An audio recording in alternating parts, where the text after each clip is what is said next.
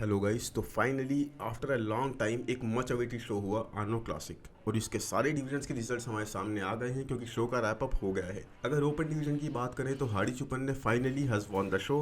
हाड़ी Choopan ने अपने life का पहला आर्नो क्लासिक टाइटल जीता है और यहाँ सैमसन डॉरा उन्हें बीट नहीं कर पाए। जैसे लास्ट ईयर उन्होंने निक वॉकर को बीट कर दिया था अच्छी कंडीशन के होने के बावजूद भी। तो it was an amazing show. हर एक एस्पेक्ट में शो बहुत अच्छा रहा, रिजल्ट्स के मामले में अच्छा रहा, जजिंग के मामले में अच्छा रहा। और अगर हम बात करें हाड़ी चुपन की तो आपको याद होगा लास्ट ईयर के मिस्टर ओलंपिया में जब उन्होंने शो लूज कर दिया था, जब उन्होंने टाइटल लूज कर दिया था, तो हाउ डिड ही रिएक्ट, कितना ज़्यादा वो नाराज़ हो गए थे। उनके फेस से पता लग रहा था स्टेज से उतर कर चले गए थे। बट अब तो मैन इनकी खुशी का अंदाज़ा नहीं है। आप देख सकते हो किस कदर खुश हैं ये। इनके मुंह से स्माइल जा नहीं रही है और साथ ही हनी रैमबोर्ड यानी अपने कोच को तो इन्होंने गोद तक में उठा लिया। आप समझो किस कदर खुश होंगे ये, क्योंकि अगर हाड़ी चुपन यहाँ नहीं जीतते तो मैन इसका एक क्लियर मतलब था कि वो डायरेक्ट लंसफर्ड को इस बार मिस्टर ओलंपिया के टाइटल के लिए चैलेंज नहीं कर पाएंगे उस तरीके से।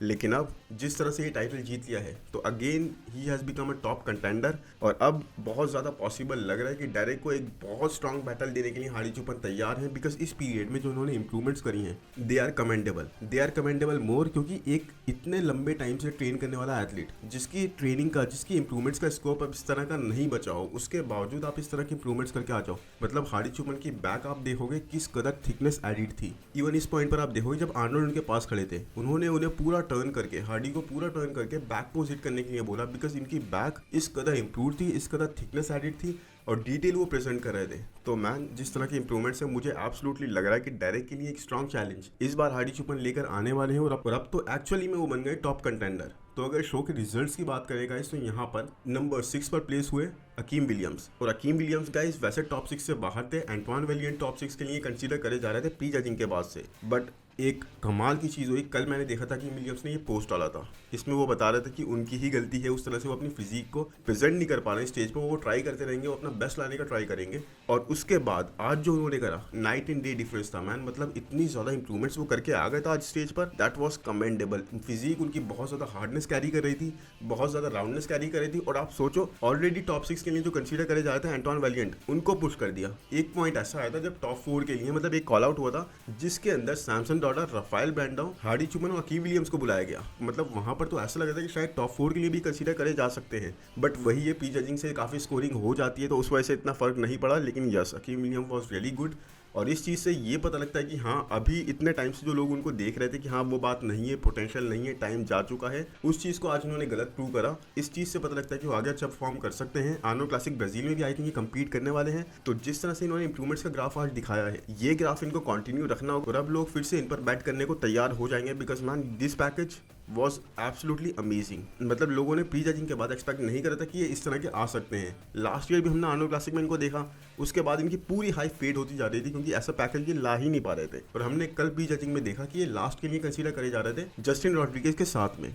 और आज देखो मैन एंटवान वेलिएंट को पुश करके टॉप 6 में अपनी जगह बना ली। चलो ठीक है, अकीम विलियम्स की बात बहुत हो गई। नंबर 5 पर यहाँ पर प्लेस हुआ जेम्स हॉलिंगसेट। अब देखो बात यहाँ पे जेम्स हॉलिंगसेट की हो रही है, लेकिन इससे पहले मैं आपको ये बताना चाहूंगा कि जेम्स हॉलिंगसेट को मेडल जो देने आए वो आए थे हमारे निक वॉकर। अब मैं निक वॉकर यहाँ पर मेडल देने आए थे, पूरी तरह से क्लोथ थे और साथ में पोलो टी शर्ट के अंदर उन्होंने आकर जब मोस्ट मस्कुलर हिट करा, मैन दैट वॉज इनक्रेडिबल। मतलब वो इतने ज़्यादा ह्यूज ऑलरेडी लग रहे थे टी शर्ट के अंदर, पता लग रहा था how much muscle mass has been added. तो वो इतने ज़्यादा बिगर लग रहे थे। और आप देखोगे कई सारे वीडियोस के कमेंट्स में या फिर जो इंस्टाग्राम पर पोस्ट आए हैं उनमें निक वॉकर ने जबकि कंपीट नहीं करा, उनकी सिर्फ एक अपीयरेंस से इतनी ज़्यादा बात हो रही है कि Nick Walker was looking huge, Nick Walker was looking massive. तो मैन ये होती है हाइप और जिस तरह के वो लग रहे थे, एवरीबडी सुपर एक्साइटेड उनका रिटर्न देखने के लिए।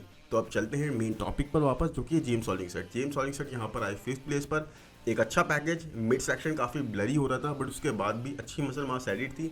पता लग रहा था कि एक पूरे साल के गैप में कितनी ज़्यादा इंप्रूवमेंट्स इन्होंने करी है। उसके बाद बात आती है नंबर 4 की। नंबर 4 पर यहाँ पर है जॉन डेला रोजा, जो कि एक बहुत सरप्राइजिंग तो था लेकिन प्री जजिंग से पहले, प्री जजिंग में जैसा पैकेज हमने उनका देख लिया था हमें पता लग गया था boss he is going to perform really well, he has the potential. और जिस तरह की मसल हार्डनेस, जिस तरह के बैक, जिस तरह की कंडीशन वो लेकर आए थे, ये हमारे लिए सरप्राइजिंग बिल्कुल नहीं रहा कि फाइनल्स में इनको टॉप 4 में प्लेस कर दिया गया। तो एक काफ़ी अच्छा एथलीट है जिनको हम आगे भी देखना चाहेंगे और आगे जब भी ये परफॉर्म करेंगे अगर किसी शो में इतना जबरदस्त कॉम्पिटिशन नहीं हुआ तो he is definitely going to qualify for Mister Olympia man, because आप इतने स्ट्रॉन्ग कंपेटिटर्स के सामने टॉप 4 में प्लेस कर जाओ, जेम्स को पीछे करके, Akeem Williams, Justin Rodriguez, Anton valiant जैसे एथलीट्स को पीछे करके, तो आपके पोटेंशियल के बारे में ये चीज बहुत ज्यादा बोलती है। अब यहाँ पर नंबर 3 पर आए राफेल बैंडाओ, और ये हमें कल ही पता लग गया था, प्री जजिंग के बाद से हमने बात कर ली थी कि राफेल बैंडाओ यहाँ पे 3rd प्लेस पर आ जाएंगे। अब मैन राफेल बैंडाओ की फिजिक एब्सोल्युटली इंक्रेडिबल थी, जिस तरह की कंडीशन, जिस तरह की लाइंस वो कैरी कर रहे थे, मुझे एब्सोल्युटली कोई डाउट नहीं है। आप इस सीन को रिकॉर्ड कर सकते हो, आप इस वीडियो को, इस पार्ट को रिकॉर्ड कर सकते हो कि मैं अभी से ये बोल रहा हूँ कि राफेल बैंडाओ आने वाले टाइम में सैमसन डॉडा को बीट कर देंगे।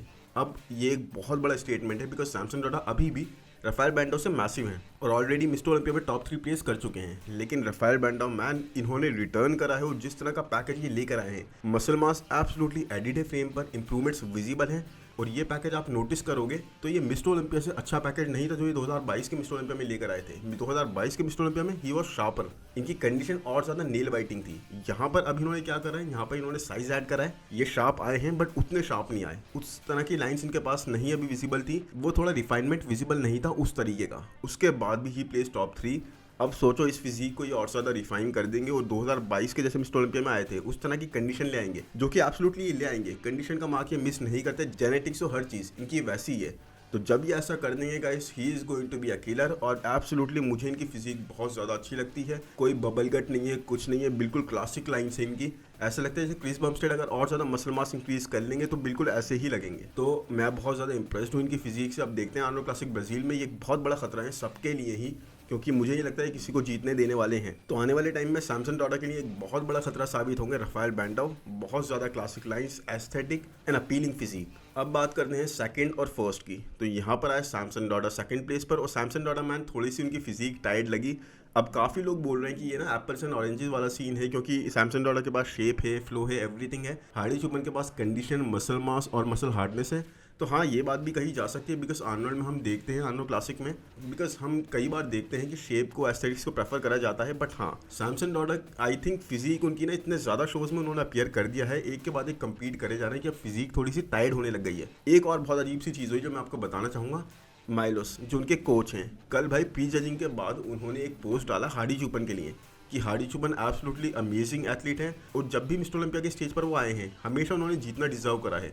तो अभी तक उनके 5 टाइटल हो जाने चाहिए थे। अब आप एक चीज़ बताओ मुझे, आप किसी के कोच हो, आपका एथलीट भी वहाँ पर कम्पीट कर रहा है, प्री जजिंग हुई है, फाइनल्स का रिजल्ट भी नहीं आया, और आप दूसरे एथलीट के लिए एक पोस्ट डाल के उसकी तारीफ कर रहे हो कि भाई बहुत अमेजिंग आया है, इस तरह का आया, तो इस चीज़ से अच्छा लगेगा? ये एक अच्छा इंपैक्ट नहीं डालती। मतलब आप दूसरे एथलीट की बहुत ज़्यादा तारीफ कर रहे हो, बता रहे हो कि वो इतने अच्छे आते हैं, हमेशा उनको टाइटल जीतना चाहिए था मिस्टर ओलंपिया का, और आपका खुद का एथलीट वहाँ पे कम्पीट कर रहा है और रिजल्ट्स अनाउंस भी नहीं हुए। तो ये काफ़ी अजीब सी चीज़ लगी मुझे, ऐसा नहीं करना चाहिए था माइलोस को। बट एनीवेज उसके बाद अगर सैमसन डॉडा का देखें तो सैमसन डॉडा का स्टमक भी मुझे काफ़ी ब्लरी सा लगा, गट भी उनका यहाँ पर बबल गट बनता हुआ दिख रहा था थोड़ा सा मामूली सा जगह जगह पर। तो वही है गाइस, इनको इंप्रूवमेंट्स करनी पड़ेंगी। बट हाँ, यहाँ पर भी इनके चांसेस थे, अगर एस्थेटिक्स को प्रेफर करा जाता तो इनको मिल ही जाता टाइटल। लेकिन हार्डी चुपन ने ना एक्चुअल में गैप इतना बड़ा बना दिया, इतनी ज़्यादा इंप्रूवमेंट्स करके आ गए, इतनी ज़्यादा कंडीशन इंक्रीज करके आ गए, इतनी ज्यादा मसल मैच्योरिटी के साथ थे इस स्टेज पर कि इनको डिनाई नहीं करा गया। कल मैंने बोला था कि इनको डिनाई नहीं कर सकते, और वही चीज हुई, इनको डिनाई नहीं कर पाए जजेस। और शो के बाद में हैनी रैमबोर्ड ने तो ये तक बोल दिया कि हार्डी चुपन का जो ये वर्जन था,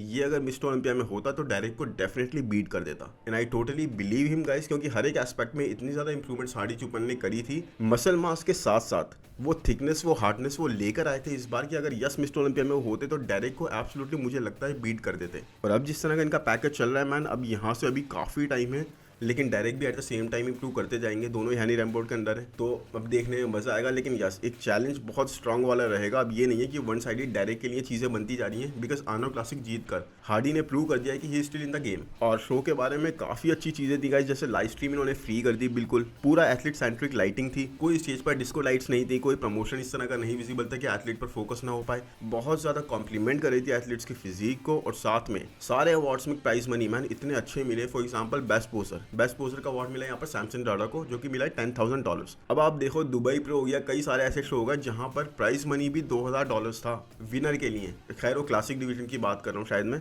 अब कई सारे ऐसे शो होगा जिनकी मैं अगर बात करूँ तो वहाँ पर प्राइज मनी भी $10,000 नहीं होता, जबकि यहाँ पर बेस्ट पोजर को, जस्ट पोजर को मिला है $10,000। तो that is a really good amount. बाकी एक बहुत अच्छी बात यह है कि आर्नोल्ड ने ऑलरेडी अनाउंस कर दिया है कि नेक्स्ट ईयर का आर्नोल्ड क्लासिक का प्राइज मनी $500,000 होगा, यानी इस ईयर के प्राइज मनी से $200,000 इंक्रीज, वो भी सिर्फ विनर विनर के लिए, यानी कि मिस्टर ओलंपिया से भी ज़्यादा प्राइस मनी। तो मैन आर्नोल्ड क्लासिक को एक पीक शो बनाते जा रहे हैं, मतलब मिस्टर ओलंपिया से ज़्यादा प्राइस मनी। आप सोच लो किस तरह से ये जगह लेना चाहते हैं मिस्टर ओलंपिया की, और ये होने वाला है बिकॉज इस तरह से ये प्राइस मनी अगर इंक्रीज करते रहेंगे, इस तरह से एथलीट्स को सपोर्ट करते रहेंगे, live stream free they the man, promotion इस तरह के नहीं हो रहे हैं, तो आप सोचो कितना ज़्यादा इस स्पोर्ट को सपोर्ट करा जा रहा है, जो कि एक बहुत ही अच्छी चीज़ है। तो एथलीट्स अब ज़्यादा से ज़्यादा प्रेफर करेंगे आर्नोल्ड क्लासिक में कम्पीट करें, बिकॉज मैन मिस्टर ओलंपिया जैसी जजिंग नहीं होती एक तो यहाँ पर, और दूसरी बात यहाँ पर प्राइस मनी उससे ज़्यादा हो जाएगा। तो आप सोचो ये तो ऐसा हो गया कि डायरेक्ट वहाँ पे जीते 400,000 300,000 और यहाँ पर आकर हार्डी जीत गए 500,000। तो आप सोचो कितना अच्छा जाएगा इस शो के लिए। बाकी शो वॉज रियली गुड।